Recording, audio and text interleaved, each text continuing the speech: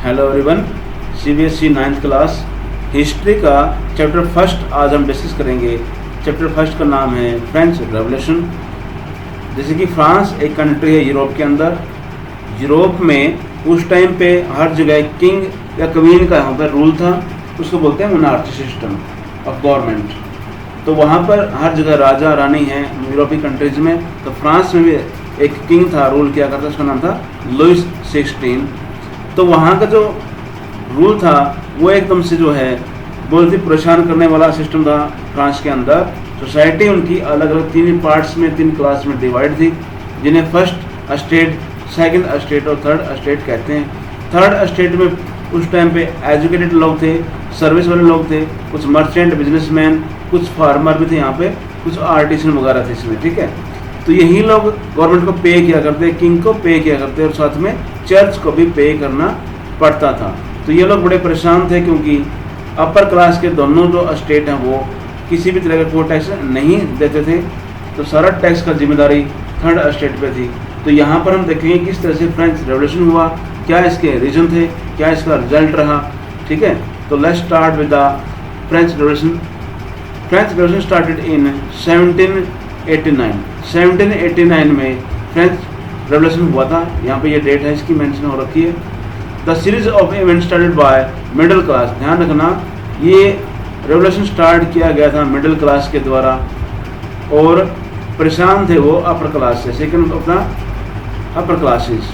The people revolted against the cruel regime of monarchy. Monarchy का यहाँ पर system था, गवर्नमेंट ऑफ यहाँ पे फ्रांस जो थी वो किंग था यहाँ पे, उससे पब्लिक बहुत ही परेशान थी, वार हो रहे थे, टैक्स बढ़ाए जा रहे थे, ठीक है। और ऊपर से जो है यहाँ पर फार्मर्स और लेबर बड़े परेशान थी। This revolution put forward the ideas of liberty, fraternity and equality. 3 तरह के यहाँ पे आइडियाज़ इस रिवोल्यूशन के बाद सारे पूरे वर्ल्ड में ये आइडियाज़ फैले। सभी लगभग कंट्रीज ने इन आइडियाज़ की वैल्यूज को समझा और अपने कॉन्स्टिट्यूशन में जगह दी। इंडिया ने भी इन चीज़ों को अडोप्ट कर रखा है, इन 3 आइडियाज़ को अडोप्ट कर रखा है, ठीक है। लिबर्टी यानी कि आज़ादी, फ्रेटर्निटी यानी भाईचारा और इक्वालिटी यानी कि समानता, सब लोग बराबर हो, इक्वल हो, equal right to all. The revolution begin 14 July 1789 with the storming of the fortress prison the Bastille. यहाँ पे एक वर्ड आया बास्टिल। ये क्या था? बास्टिल एक किला था जिसमें जेल थी, वहाँ पे प्रिजनर को रखा गया था, ठीक है। तो यहाँ पर जब रिवोल्यूशन करने के लिए लोग आएंगे तो वो इस बास्टिल को तोड़ देंगे, डेमोलाइज कर देंगे, क्योंकि ये जो किला है, ये जो जेल है, ये एक निशानी है, सिंबल है किंग की पावर का। आगे लाइन देखिए, the Bastille the fortress prison was hated by all. सभी लोग, सभी पब्लिक फ्रांस की इस बास्टिल के किले से हेट किया करती, because it stood for the despotic power of the king. यहाँ पर एक वर्ड है डिस्पोटिक, इसका मीनिंग होता है नॉन लिमिट, क्योंकि किंग की पावर के ऊपर कोई तरह की कोई लिमिट नहीं थी। वो जो भी चाहे रूल बना दे तो वो उसकी पावर का एक भाग था, ठीक है। तो सभी लोग इससे परेशान थे और इसको एक हेट के रूप में देखा करते थे किले को। द फोर्ट्रेस वाज डेमोलाइज्ड, इसको तोड़ दिया गया पब्लिक के द्वारा, फ्रांस की पब्लिक ने तोड़ दिया इसको, ठीक है। तो causes of the French revolution, क्या रीजन रहे मेन फ्रेंच रेवोल्यूशन के, वो देख लेते हैं। सबसे फर्स्ट है वो है सोशल कॉजेज। क्या है? सोसाइटी कैसे डिवाइड की गई थी उनको, कौन लोग टैक्स दिया करता, कौन उनके ऊपर किंग था जो रूल किया करता, ऐसे जो है सोसाइटी के अंदर स्ट्रक्चर देख लेते हैं कि कैसा है। देखिए, the society was divided into 3 state. 3 state में सोसाइटी डिवाइड थी, 3 तरह की स्टेट थी, 3 तरह की क्लास थी। क्लास क्या होती है? ग्रुप होता है, अलग अलग ग्रुप में डिवाइड कर रखा था सोसाइटीज़ को। देखिए, जैसे कि फर्स्ट स्टेट में है क्लर्की। क्लर्की होता है जो पादरी होते हैं, क्रिश्चियन में जो रिलीजन में जो धर्म के लीडर होते हैं उनको बोलते हैं रिलीजियस लीडर या फिर क्लर्की। चर्च का मैटर इन्हीं के पास था, ये सब देखते थे उस चीज़ को, जो भी चर्च से रिलेटेड, धर्म से रिलेटेड जो भी काम था वो लोग क्लर्की सिस्टम देखा करते। ये अलग से टैक्स भी लिया करते पब्लिक से। सेकंड स्टेट है नोबेलिटी। नोबल होता है बड़े बड़े ऑफिसर्स और एडमिन का काम देखने वाले और किंग के आसपास के रिलेटिव वगैरह होते हैं नोबेलिटी में। बड़े बड़े लैंडलॉर्ड भी होते हैं। Person who have high rank in the state administration, बड़े ऑफिसर, हाई रैंक के ऑफिसर। थर्ड क्लास में हैं big businessman, merchant, courts official, lawyer, peasant, artisan, landless labour and servant. इसमें आपका मिडिल क्लास में सभी जो है, कुछ अमीर और कुछ गरीब दोनों तरह के लोग हैं, क्योंकि यहाँ बिजनेसमैन भी, मर्चेंट भी है और जॉब करने वाले सर्विसमैन भी है, और क्योंकि फार्मर्स और यहाँ पे लगभग लेबर सभी तरह के लोग यहाँ पे इस ग्रुप में शामिल है। ये ग्रुप ही टैक्स पे किया करता गवर्नमेंट को, बाकी दोनों ग्रुप पे नहीं करते थे। देखिए, first two classes were exempted from the paying tax, tax की छूट थी पहले दोनों क्लास को, फर्स्ट और सेकंड को। ना कोई रिलीजियस लीडर टैक्स दिया करता, ना ही कोई नॉवेल्टी का पर्सन टैक्स दिया करता।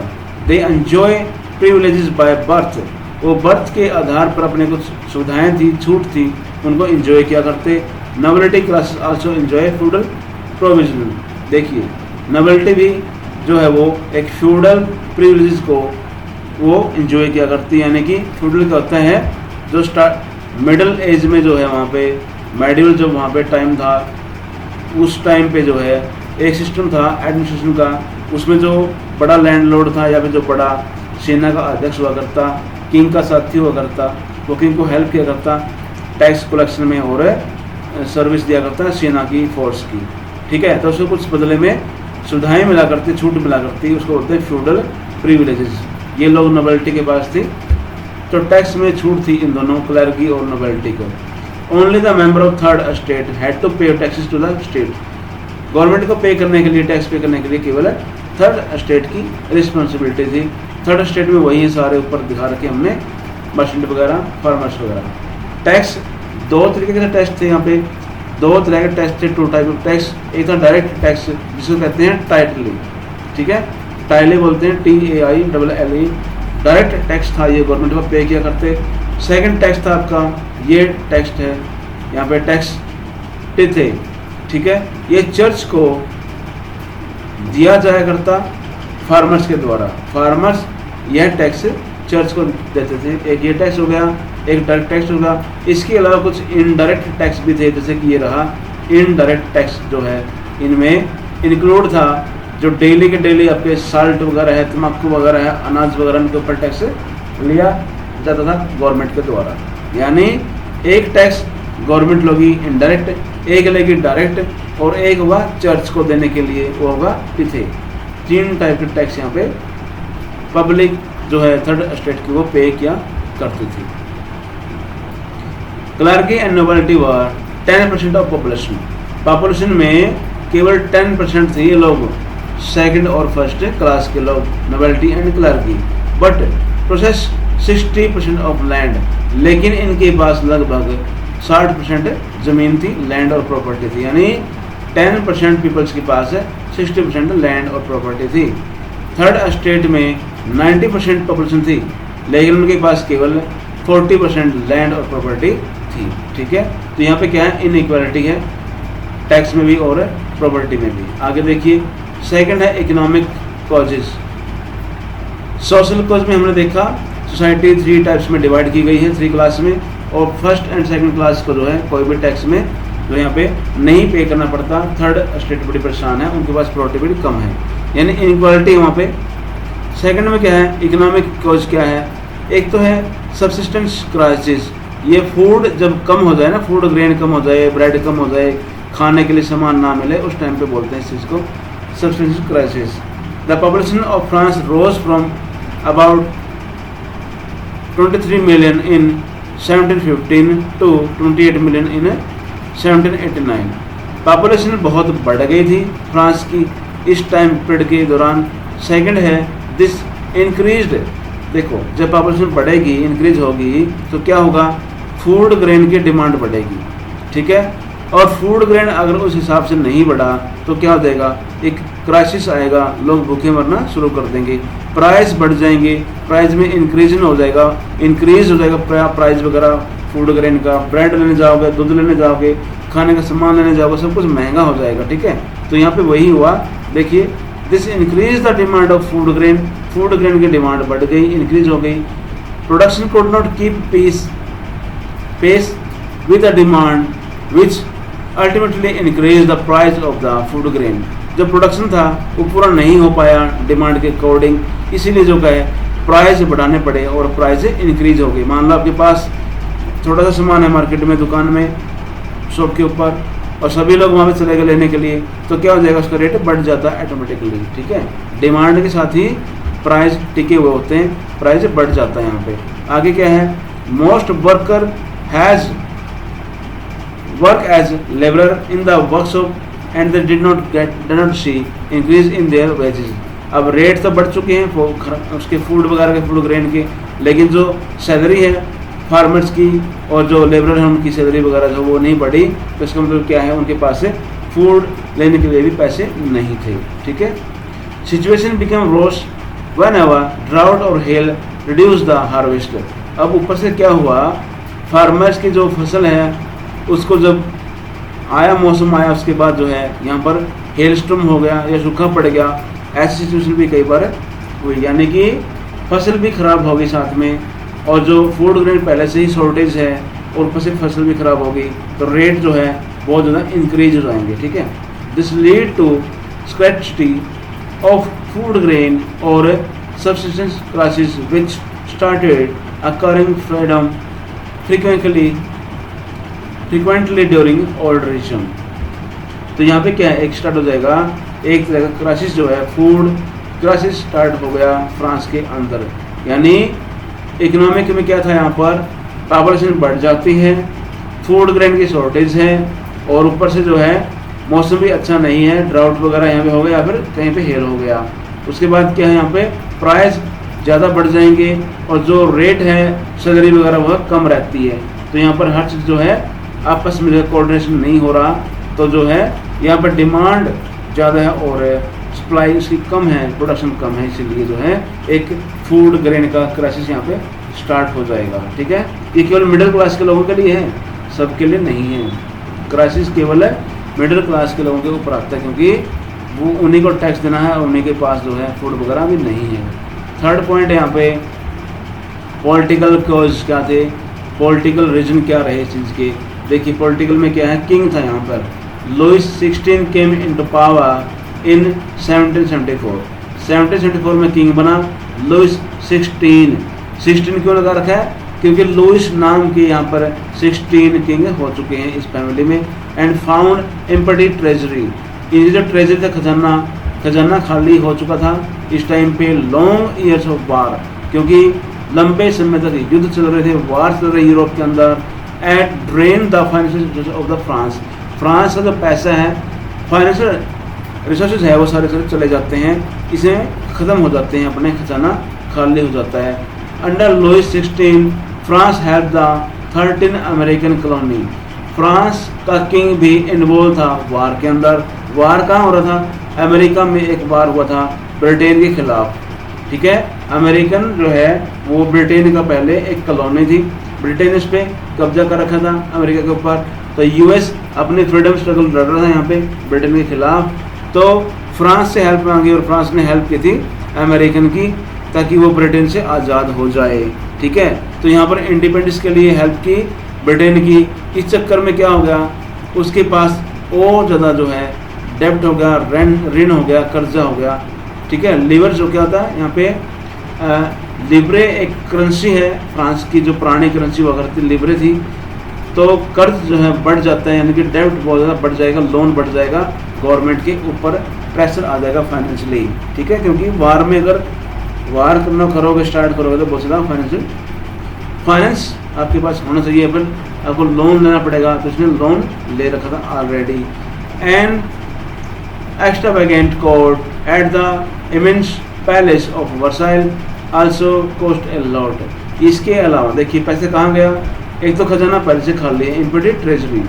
सेकंड, फ्रांस ने अमेरिकन की हेल्प की थी इंडिपेंडेंट होने के लिए, उसमें पैसा खर्च हो गया वार के अंदर। थर्ड जो है, जो किंग और उसका जो पैलेस है, ठीक है, वो बहुत ही महंगा है, उनके खर्चे बहुत महंगे होते हैं। ठीक है, उसको जो है मेंटेन करना, कोर्ट को और महल को मेंटेन करना, पैलेस को मेंटेन करना, किंग का जो डेली का खर्चा है वो बहुत ज़्यादा ठीक है, एक्सपेंसिव है, महंगा है, उसको भी जो यहाँ पे कम नहीं किया गया, इसलिए जो है यहाँ पर ये भी बड़ा ही फाइनेंशियल क्राइसिस यहाँ पे हो जाता है। एक और आगे है, to meet its regular expensive such as cost of maintaining the army को मेंटेन करना, कोर्ट को मेंटेन करना, running government office, universities, the state was forced to increase tax. अब यहाँ पे हर चीज़ के लिए रिक्वायरमेंट थी मनी की, मनी है नहीं तो गवर्नमेंट क्या करेगी, किंग क्या करेगा, किंग ने यहाँ पर टैक्स इंक्रीज करने के लिए ऑर्डर दे दिया। ठीक है, तो यहीं से शुरुआत होगी रिवोल्यूशन की। देखिए अब जो मिडिल क्लास है वो कैसे ग्रो होती है इस मामले में। ठीक है, पहले जो है सिस्टम क्या था और जो मिडिल क्लास कहाँ से है वो देख लो एक बार। The 18th century witness the emergence of social group term the middle class. 18th century में मिडिल क्लास का एक ग्रुप, ठीक है, एमर्ज हुआ, शुरू हुआ या फिर स्टार्ट हुआ जो है समाज के अंदर, who earned there wealth through overseas trade from the manufacturing of goods and professions.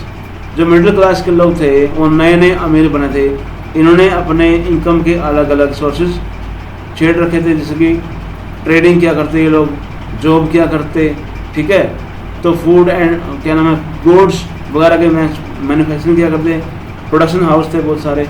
तो यहाँ पर इनके पास पैसा भी था, ये लोग एजुकेटेड भी थे, ये लोग मॉडर्न भी थे, इनके पास नए आइडियाज़ भी थे। तो ये लोग जो है जो किंग की पावर थी उसके खिलाफ थे। ठीक है, किंग का जो खर्चा है, पावर है, रूल है, उसके खिलाफ हुआ करते। तो मिडिल क्लास यहाँ पर क्या करेगी, रिवोल्ट करेगी। This class was educated, believed that no group in society should be privileged by birth. Birth के आधार पर, on the base of birth, किसी भी तरह का यहाँ पर सोसाइटी में छूट नहीं होना चाहिए। ये इनकी डिमांड थी, ध्यान रखना।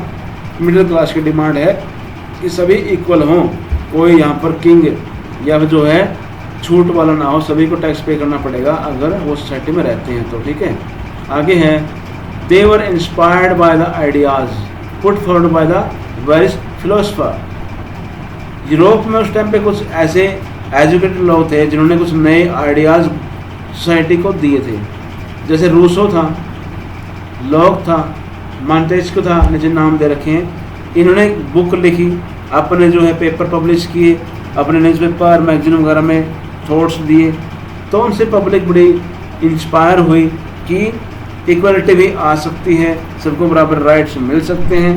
इन थॉट्स के अकॉर्डिंग ही वो लोग जो है यहाँ पर ट्राई करने लगे। तो कौन कौन फिलोसफर थे वो देख लेते हैं। इसके अलावा जो है यहाँ पर spread among people through book and newspaper.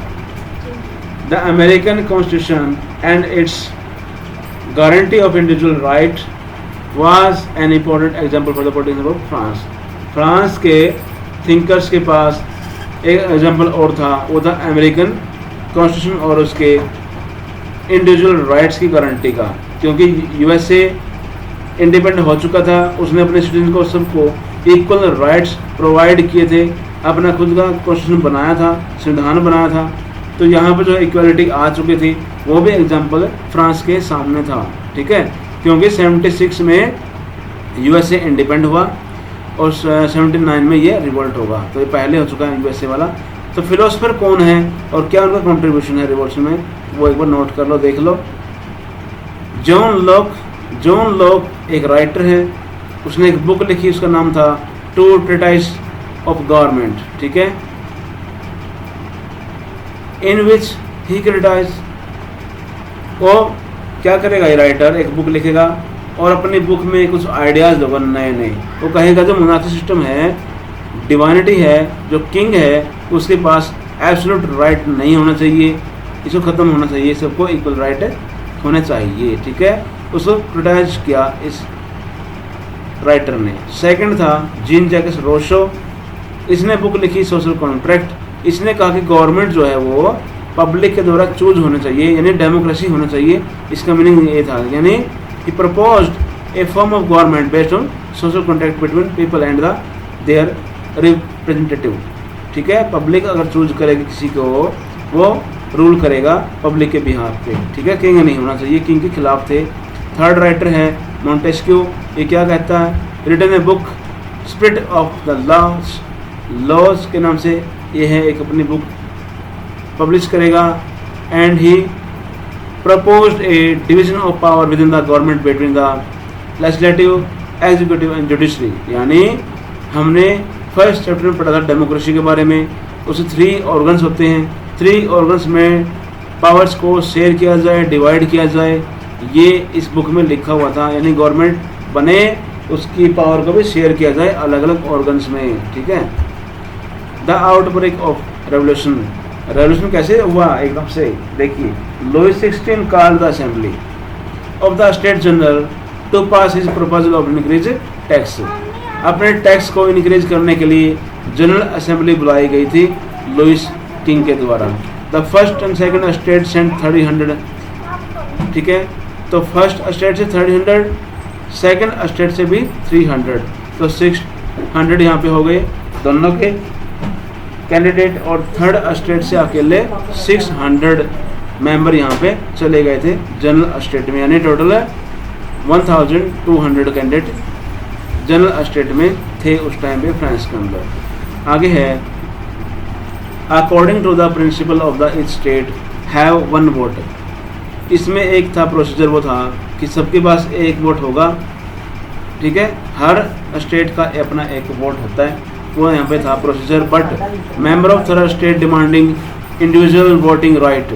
लेकिन थर्ड स्टेट के पब्लिक ने, कैंडिडेट ने यहाँ पर डिमांड शुरू कर दी कि सबको 1 वोटिंग राइट हो, सभी मेंबर्स को 1 वोटिंग राइट हो, ठीक है। तो यहाँ पर जो है उस डिमांड को एक्सेप्ट नहीं किया गया, उस प्रपोजल को किंग ने रिजेक्ट कर दिया और ये लोग जो है असेंबली छोड़ के बाहर चले जाएंगे, वॉकआउट कर जाएंगे थर्ड स्टेट के लोग। इसमें थर्ड स्टेट में कौन थे? थर्ड स्टेट में थे मिडिल क्लास के।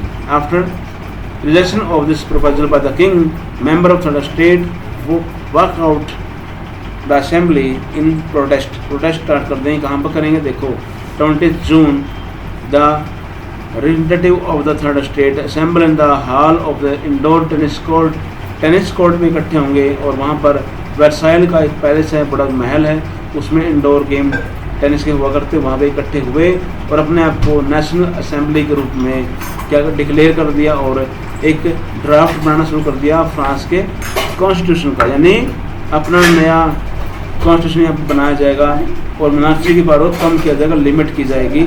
यहाँ पर इन्होंने डिक्लेयर कर दिया ऐसा, क्योंकि ये लोग टैक्स पे किया करते। अब देखिए इनका लीडर कौन था?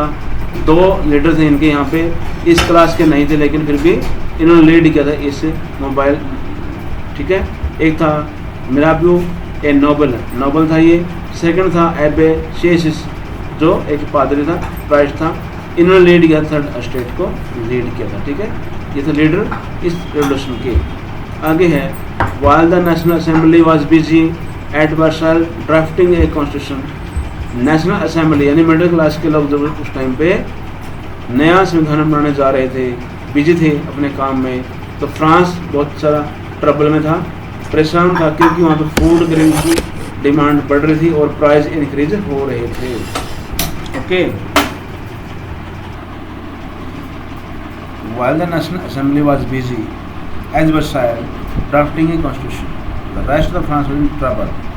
फ्रांस उस समय बड़ी मुश्किल में था जब एक तरफ नेशनल असेंबली बिजी थी अपने काम में। काम कौन सा? वो अपने एक नए ड्राफ्ट तैयार कर दी कॉन्स्टिट्यूशन का, संविधान बनाने के लिए वहाँ पे प्रिपेयरिंग कर रही थी। उस टाइम पे क्या हुआ, जो मौसम है उस टाइम पे वेदर था फ्रांस का बहुत ही विंटर का एरिया था। विंटर में सारे जो फूड क्रॉप्स है वो डिस्ट्रॉय हो गई। उसका रिजल्ट क्या रहा? इंक्रीज इन प्राइस, तो प्राइस और ज़्यादा इंक्रीज हो गई। The baker also hold supply of bread for making greater profit. जो बेकर थे, बेकरी वाले थे जहाँ पर ब्रेड वगैरह बनते हैं, उन्होंने भी क्या किया, सप्लाई को होल्ड कर लिया, रोक लिया, ताकि और ज़्यादा प्राइस बढ़ जाए। प्राइस बढ़ेगा तो प्रॉफिट मिलेगा इनको, ठीक है। यानी स्टॉक कर लिया गया ब्रेड वगैरह को जो भी था। आफ्टर स्पेंडिंग हावा in long Q at the bakery की दुकान पर बहुत लाइन लग गई। क्राउड जो है वो एंग्री हो गया, उनमें लगभग वुमेंस थी। वुमेंस ने वहाँ पे क्या किया, शॉप्स पे अटैक कर दिया और ब्रेड वगैरह यहाँ से निकाल लेंगे, ठीक है। तो यहाँ पर देखना एक बात, वुमेन्स को यहाँ पर क्या है, अब यहाँ पे वुमेन इन्वॉल्व हो गई है इसमें, इन्होंने जो है अपनी जो शॉप वगैरह है ब्रेड की वहाँ पर अटैक करना शुरू कर दिया है, क्योंकि वो बेचारी क्यू में लाइन में लगी हुई है, ब्रेड रेट हाई है और सप्लाई भी कम है। At the same time the king order troops to move into the Paris. उसी समय किंग ने ऑर्डर कर दिया अपनी सेना को, अपनी फोर्स को पेरिस सिटी में मूव करने के लिए। 14 July the agitated crowd storm and destroy the Bastille. Bastille के किला को तोड़ दिया गया।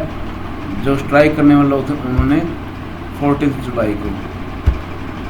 आगे है next, in the country side rumours spread from village to village. अब ये अफवाह फैल गई हर जगह, रूमर्स फैला कर दिया गया, गांव में भी पहुंच गई न्यूज़, वुमेन्स भी इन्वॉल्व हो गई। तो यहाँ पे ये हुआ कि किंग ने अपनी फोर्स को ऑर्डर कर दिया है कि सिटीजन को मारेगी वो आके, ठीक है। तो यहाँ पर सभी जो हैं इन्वॉल्व होते हैं, जो फार्मर्स हैं, जो पीजेंट हैं, जो लेबरर हैं या जो विलेजर हैं, सभी लोग स्ट्राइक में, रिवोल्ट में इन्वॉल्व हो जाएंगे यहाँ पे। That the lords of manor were on their way to destroy the ripe crop through their hard gang due to fear peasant in several district. जो किसान थे अलग डिस्ट्रिक्ट में, वो क्या करेंगे, नोबल्स पे अटैक कर देंगे, उनके घरों में अटैक कर देंगे और जो वहाँ पे ग्रेन हमको लूट लेंगे, जला देंगे, जो डॉक्यूमेंट्स वगैरह है लोन के उनको जला देंगे, ठीक है। तो जो यहाँ पर बहुत सारा जो है क्या हो गया, फार्मर्स ने अटैक कर दिया। दो तरह के अटैक हो गए, वुमेन्स ने बेकरी की दुकान पे अटैक कर दिया और फार्मर्स ने नोबल से घरों में लूट के अनाज को लूट लिया और जो उनके डॉक्यूमेंट्स थे रिटर्न में उनको भी नष्ट कर दिया, जला दिया। Large number of noble flee from their home. वो निकल के वहाँ से भाग गए, जो नोबल्स थे गांव से निकल के भागे और दूसरे जो है अपने कंट्रीज़ में या जो नेबरिंग कंट्री वहाँ पे जाके छुप गई, माइग्रेट हो गए, ठीक है। Louis 16 finally recognised the national assembly and accepted the constitution. जब वहाँ पे नेशनल असेंबली ने अपने आप को डिक्लेयर किया था कि वही अब कानून बनाएगी, रूल बनाएगी और लिमिट करेगी किंग की पावर को, तो ये इस बात को लुइस ने रियलाइज़ कर लिया और उसने एक्सेप्ट कर लिया उस चीज़ को यहाँ पे, ठीक है। तो यहाँ पे लुइस एक्सेप्ट कर लेगा इस नेशनल असेंबली को और नए कॉन्स्टिट्यूशन को और अपनी लिमिट भी बना लेगा यहाँ पे कि मैं तो कॉन्स्टिट्यूशन के अकॉर्डिंग ही चलूँगा, ठीक है। On 4 August 1789 France pass the law for abolition. देखो अब यहाँ पर किंग ने एक्सेप्ट कर लिया, नेशनल असेंबली डिक्लेयर हो चुकी है और अपना कॉन्स्टिट्यूशन भी बना रहे हैं यहाँ पे, अभी इन्फोर्समेंट नहीं किया उसको, प्रिपेयरिंग चल रहा है। तो फ्रांस ने ऑर्डर पास कर दिया यहाँ पे, क्या ऑर्डर पास किया, pass the law for abolition the feudal system of obligation and taxes. जो पुराना टैक्स सिस्टम था और जो फ्यूडल सिस्टम था उसको ख़त्म कर दिया, रिमूव कर दिया, एबॉलिश कर दिया, ठीक है। तो ये बड़ा इंपॉर्टेंट रूल है यहाँ पे, इन्होंने 4 अगस्त को ये पास किया था इस तरह से, ठीक है। तो ये बहुत ज़रूरी था उस टाइम पे। तो किंग ने नेशनल असेंबली से मिल के इस टैक्स को ख़त्म कर दिया। द मेंबर ऑफ क्लर्गी और also forced to give up their privileges. जो फर्स्ट ग्रुप था, फर्स्ट स्टेट था क्लर्गी वाला, उसने भी अपने सारे के सारे जो अधिकार है वो छोड़ देने पड़े, ठीक है। टैक्सेस वर अबॉलिश्ड। जो टैक्स था चर्च को दिया जाया करता वो भी फिनिश हो गया, रिमूव कर दिया गया। और जो उनके पास लैंड थी, चर्च के पास अपनी खुद की ज़मीन थी, उसको भी छीन लिया गया, स्टेट ने ले ली, गवर्नमेंट ने एक्वायर कर लिया, इसको ले लिया। आगे है फ्रांस में अब क्या बना, देखो वहाँ किंग भी है, वहाँ पे साथ में कॉन्स्टिट्यूशन भी बन रहा है। तो यानी क्या बनेगा, वो दोनों जब मिलेंगे तो क्या हो जाता है, उसको बोलते हैं कॉन्स्टिट्यूशनल मोनार्ची। अब फ्रांस बन गया कॉन्स्टिट्यूशनल मोनार्ची। पहले क्या था, केवल मोनार्ची था, अब क्योंकि फ्रांस में अपना खुद का कॉन्स्टिट्यूशन बन चुका है तो इसलिए बन गया constitutional monarchy. National assembly complete the draft को कंप्लीट कर लिया, संविधान को बना दिया 1791 में। विच मेन ऑब्जेक्ट, इसमें खास बात रखी गई कि जो पावर है मोनार्ची की, किंग की, उसको लिमिट कर दिया गया। Limit the power of the monarch, ठीक है, राजा की शक्तियों को, पावर को कम कर दिया, लिमिट कर दिया। और संविधान जो है रेडी हो गया 1791 में। The power were now separated and assigned to different institution. Powers को अलग अलग इंस्टीट्यूशन में, अलग अलग ऑर्गन में सेपरेट कर दिया गया, डिवाइड कर दिया गया। 3 तरह के यहाँ पे थे। एक था ऑर्गन लेजिस्लेचर जो रूल बनाएगा, जिसमें MLAs वगैरह या फिर जनरल असेंबली के लोग हैं बैठे होंगे। सेकंड है एग्जीक्यूटिव जो ऑफिसर्स होंगे, इम्प्लीमेंट करेंगे, अप्लाई करेंगे। थर्ड है जुडिशरी, ठीक है, which made France a constitutional monarchy. और 3 तरह के सिस्टम है ऑर्गन बना दिए गवर्नमेंट की, अलग अलग different institution. The constitution of 1791 give the power of making law in the hand of National Assembly, which was indirectly elected। National assembly के हाथ में लॉ बनाने की पावर आ गई, ठीक है। लॉ मेकिंग पावर किसके पास आ गई? नेशनल असेंबली के पास है। नेशनल असेंबली कौन है?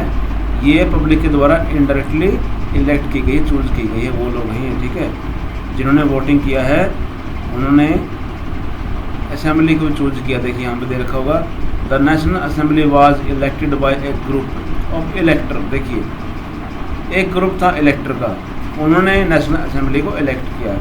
लेकिन इस इलेक्टर ग्रुप को किसने अपॉइंट किया है, किसने इलेक्ट किया है? वो है सिटीजन ने।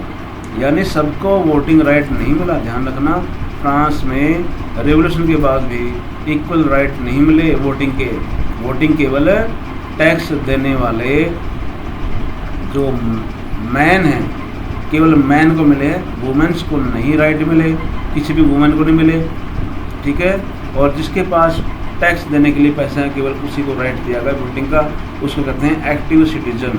बाकी सारे के सारे जो है क्या रहे, जो सिटीजन थे वो पैसिव सिटीजन बने रहेंगे, बच्चे, वुमेन्स, ठीक है, सभी के सभी। तो यहाँ पर जो है एक्टिव सिटीजन ने इलेक्टर को चूज किया और इलेक्टर ने नेशनल असेंबली को चूज किया था। Active citizen comprises of only men above 25 years of age। ऐसे आदमी, ओनली मैन है, पर ध्यान रखना वुमेन नहीं है, जिसकी एज 25 ईयर से अबव है, वही एक्टिव सिटीजन रहेंगे, ठीक है। जो पे करते हैं टैक्स, कितना? Equal to at least 3 days of labour wage, ठीक है। जो टैक्स पे करते हों, ठीक, जो यानी जो एक लेबर की सैलरी है उसका लगभग 3 दिन की सैलरी की जितना टैक्स पे करते होंगे, तो उतना लगभग ये क्या है यहाँ पे उनको टैक्स, उनको ही वोटिंग राइट दिया गया, जिसकी एज ज़्यादा हो और जो टैक्स पे करता हो और जो मैन हो।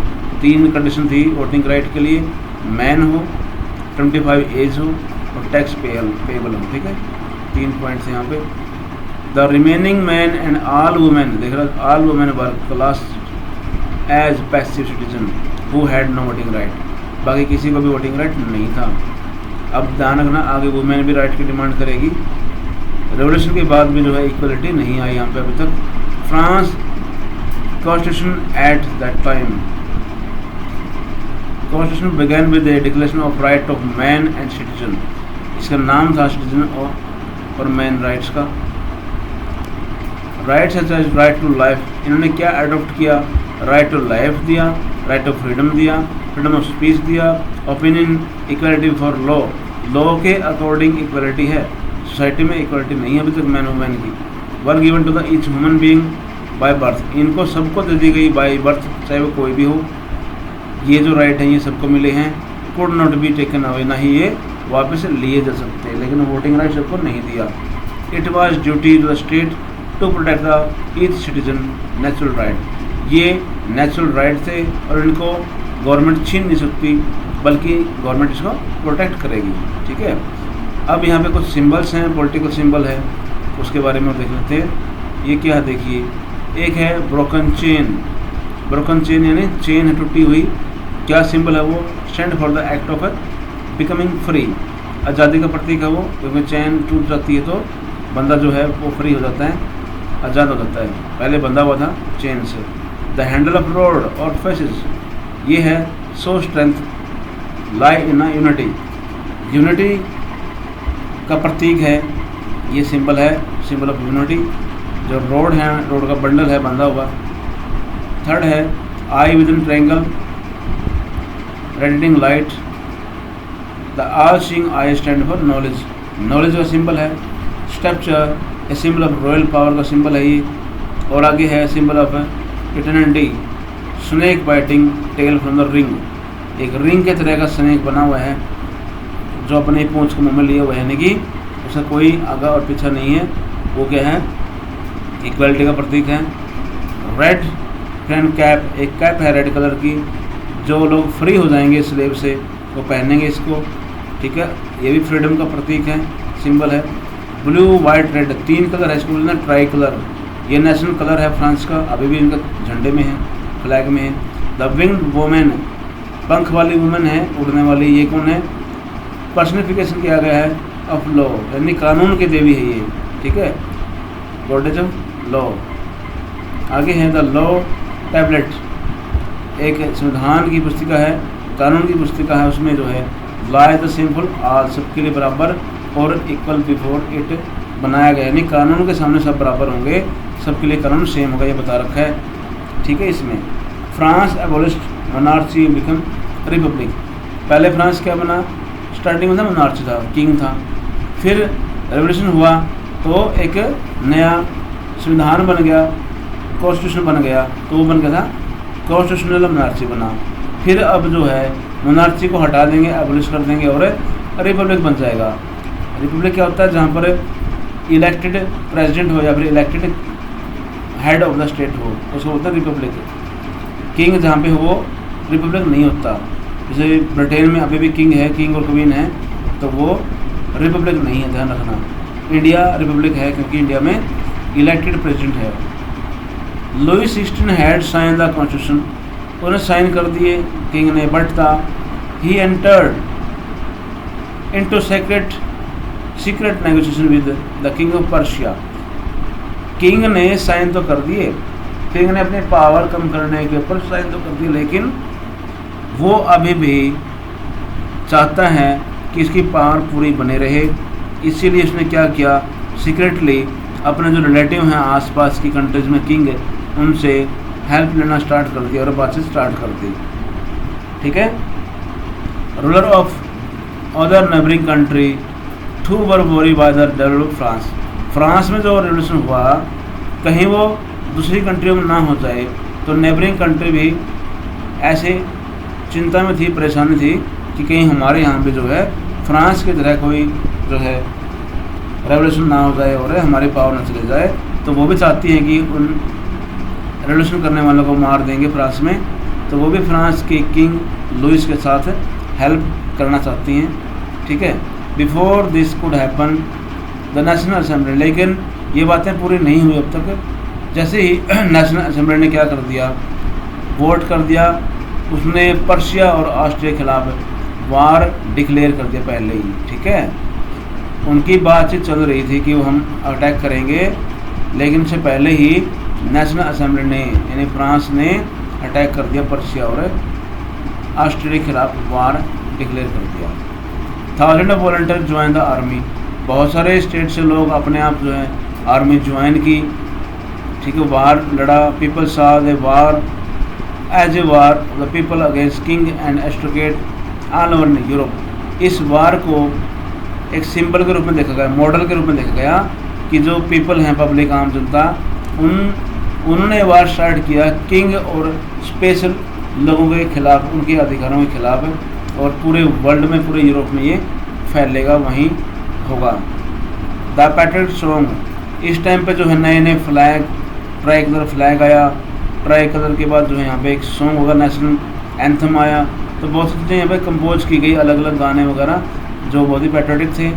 तो नेशनल एंथम ऑफ फ्रांस वो जो है बाद में बनाए गए, सिलेक्ट किए गए, ठीक है। The revolutionary war brought losses and economic difficulties to the people, peoples जो परेशान थे बेचारे और परेशान हो गए, यहाँ पे लॉस भी हुआ, बहुत सारा लॉस हुआ, इस बार से नुकसान ज़्यादा हुआ।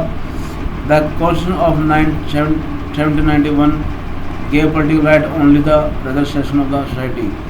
सेकंड क्या था कि जो नया संविधान बनाया था उसमें केवल पॉलिटिकल राइट्स रिच सेक्शन को दिए गए थे, ठीक है। और आगे इसमें पॉलिटिकल क्लब वार इस्टाब्लिश, उस टाइम पे पॉलिटिकल क्लब बनाए गए बहुत सारे, उनमें एक फेमस था वो था जैकोबिन, ठीक है। ये रहा जैकोबिन क्लब। जैकोबिन क्या होता है, एक ग्रुप है पॉलिटिकल राइट्स की बात करेगा और इक्वालिटी के लिए यहाँ पे अपना प्रचार करेगा।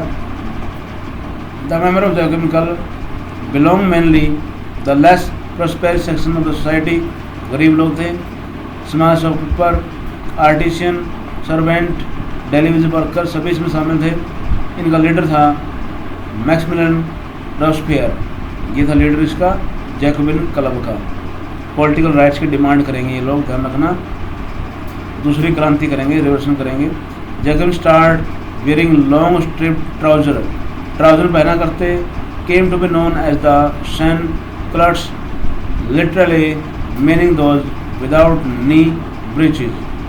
तो एक तरह की पैंट थी ये, हाफ पैंट टाइप की, ठीक है, लाइनिंग वाली ये पहना करते, ये सिंपल था इनका। और आगे जो है इसमें जैकोबिन ने क्या किया वो है, in the summer of 1792 Jacobian planned A revolt of the larger number of the people Paris who were anger by the short supply and high price. देखिए पेरिस सिटी में बहुत ज़्यादा लोग परेशान थे, सप्लाई होने रही, प्राइस बहुत ज़्यादा हो गई, प्राइस हाई हो जाते हैं फूड के, तो पब्लिक परेशान है। तो यहाँ पर रिवोल्ट करने का प्लान कर लिया जैकोबिन के मेंबर्स ने। और अगस्त 10 में दे स्टॉर्म ए पैलेस ऑफ टुल्डेरिश, एक पैलेस है, महल है ये राजा का, यहाँ पर अटैक कर देते हैं और यहाँ पर जो किंग के गार्ड को मार देते हैं और किंग को भी यहाँ पे गिरफ्तार कर लेते हैं। Let the assembly wanted to impress the royal family, यहाँ पर जो है जेल में डाल देते हैं रॉयल फैमिली को। और जो इलेक्शन है यहाँ पर नई इलेक्शन किए जाते हैं यहाँ पे स्टार्ट। और यहाँ पर जो है वोटिंग का राइट सबको दिया जाएगा, देखो ध्यान से। From now all man of 21 years and above regardless of wealth got the right to vote, सभी मैन को यहाँ पर राइट दे दिए गए। पहले 25 वाला था, अब 21 वाले को वोटिंग राइट दे दिया गया। यहाँ पे ये रूल बना दिया गया सबको राइट ऑफ वोट है जो भी 21 ईयर्स अबव है, ठीक है। Newly elected assembly was called the convention, नया इलेक्शन हुआ, वोटिंग राइट हो गया। अब नई तरह से जो असेंबली बनेगी, यानी जनरल असेंबली को हटा दिया गया जो पहले थी, अब नई बन चुकी है, वो है उसका नाम भी चेंज कर दिया, उसको बोला गया कन्वेंशन, ठीक है ना। ये असेंबली का नाम है, चेंज कर दिया गया, ध्यान रखना। यानी किंग को गिरफ्तार कर लिया, अरेस्ट कर लिया, इलेक्शन करवाए गए, वोटिंग राइट का रूल चेंज कर दिया और जो है असेंबली नई आई उसको बोला गया कन्वेंशन। 4 पॉइंट यहाँ पे आपके हैं। आगे है सितंबर 1792 it abolished the monarchy and declare the France Republic. इस इलेक्शन के बाद जो ये कन्वेंशन हुई, मीटिंग हुई, इसकी इसमें क्या कहा कि आज से जो किंग है उसको हम अबॉलिश करते हैं, उसका रूल ख़त्म करते हैं, आगे से कोई किंग नहीं होगा हमारी कंट्री में। और इंडिया एक फ्रांस एक रिपब्लिक डिक्लेयर कर दिया गया, रिपब्लिक कंट्री डिक्लेयर कर दिया। Louis 16 was sentenced to death, इसको मौत की सज़ा दी गई, एक कोर्ट ने इसको मौत की सज़ा दी गई क्योंकि इसने देशद्रोह किया था, charge of treason. Queen Marie Antoinette जो उसकी वाइफ थी उसको भी, ठीक है, मौत की सज़ा यहाँ पे मिली, यानी किंग और उसकी फैमिली को मार दिया गया, ध्यान रखना। द रीजन ऑफ टेरर, अब देखो यहाँ पे एक टेरर का आतंक का माहौल बन जाएगा क्योंकि किंग ख़त्म हो गया, इलेक्शन हुए, पब्लिक के हाथ में वोटिंग का पावर था, उन्होंने यूज़ किया, एक नई गवर्नमेंट फॉर्म की दी गई, उसे अपने खुद के आइडियाज़ हैं, खुद के विचार हैं, थॉट्स हैं, उसके अकॉर्डिंग वो रूल बनाएगी। The rise of reign of terror, the period from 93 to 94 is referred to the king region of terror as Robespierre followed the policy of self control and punishment।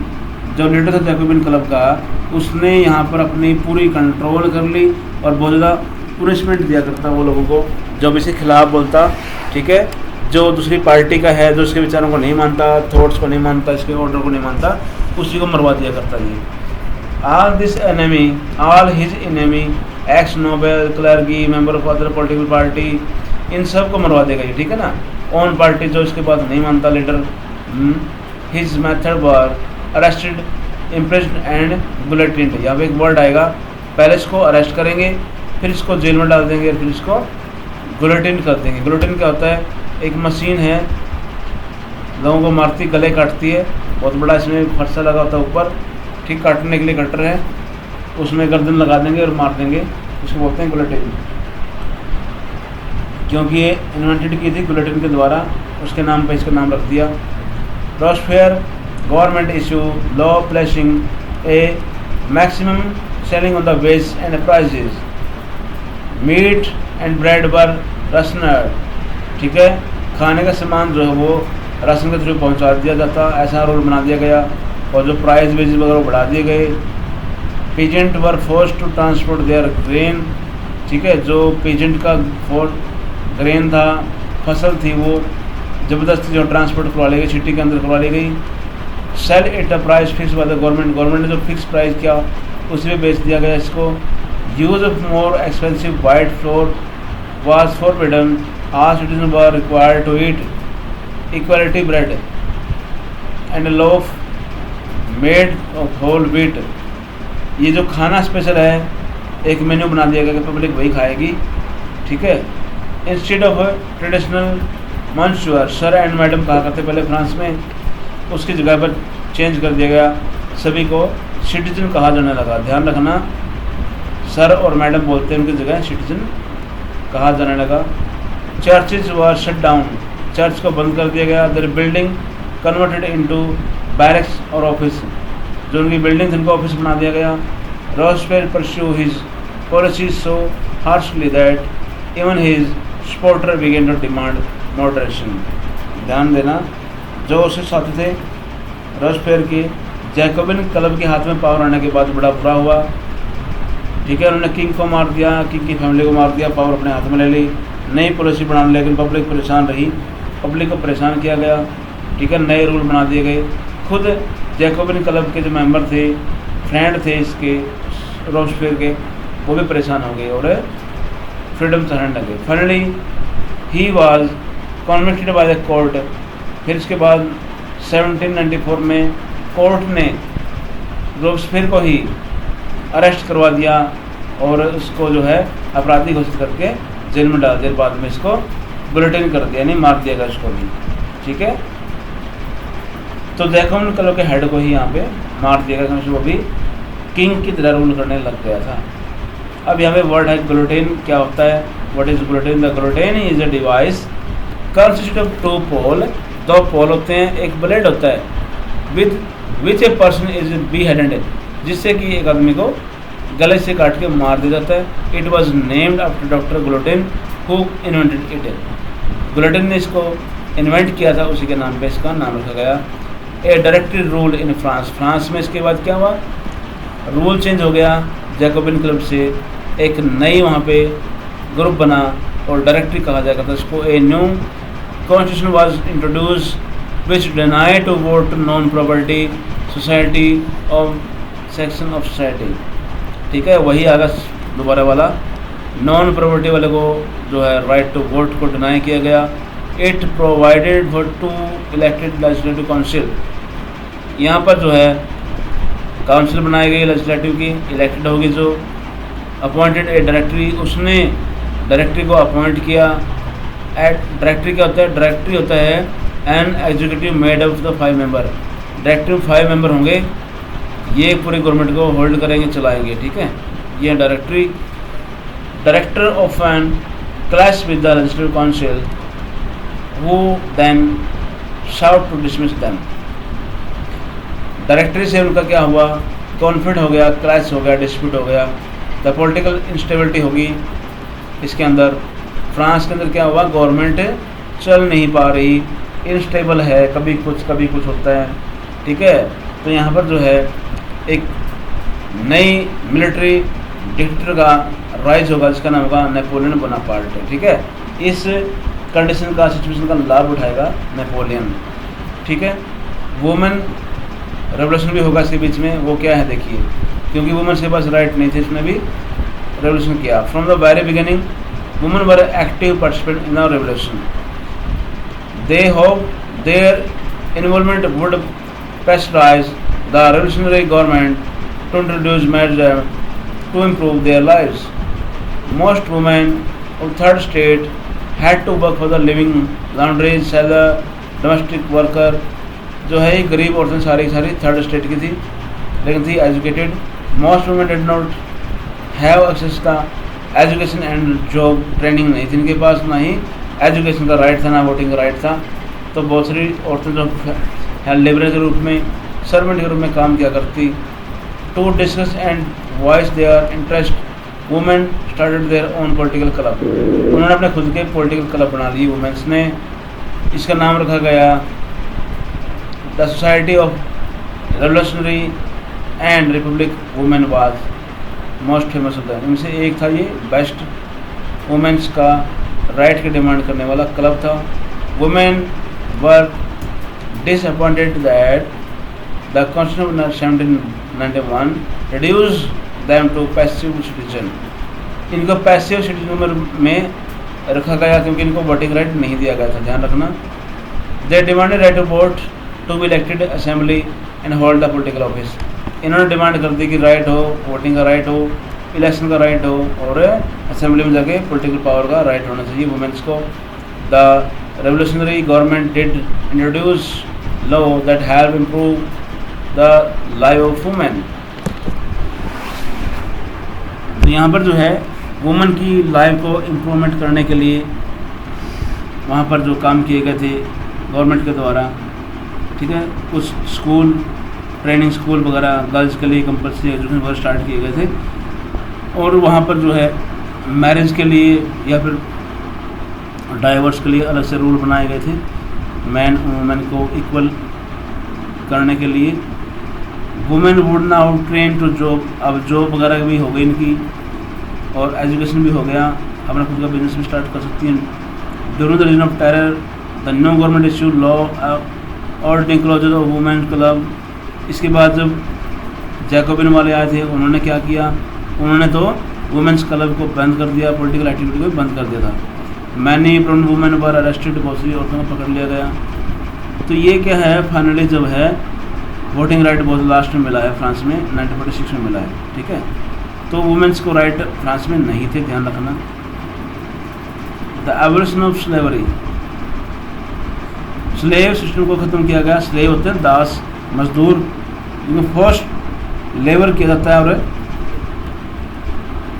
बड़ी बड़ी जो firms हैं उनको बेचने के लिए जो है स्लेव अफ्रीका से पकड़े जाया करते पहले।